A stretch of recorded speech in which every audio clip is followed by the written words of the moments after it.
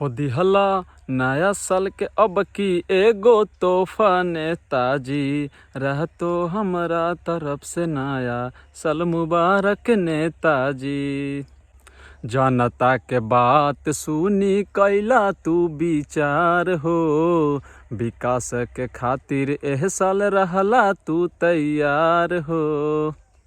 कि पत्र लिख के कैल 23 के शुरुआत नेताजी, रह तो हमारा तरफ से नया साल मुबारक नेताजी।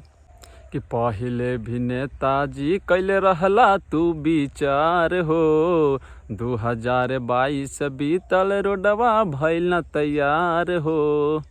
कि अब की रोडवा बना के लीहा दाम नेताजी, कि अब की रोडवा बना के लीहा दाम नेताजी। 2023 में तोर हो तो खूबे नाम नेताजी।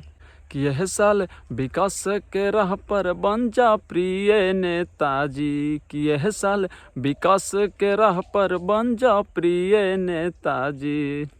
कि रह तो जनता के तरफ से शुक्रिया नेताजी, कि रह तो जनता के तरफ से बहुत शुक्रिया नेताजी।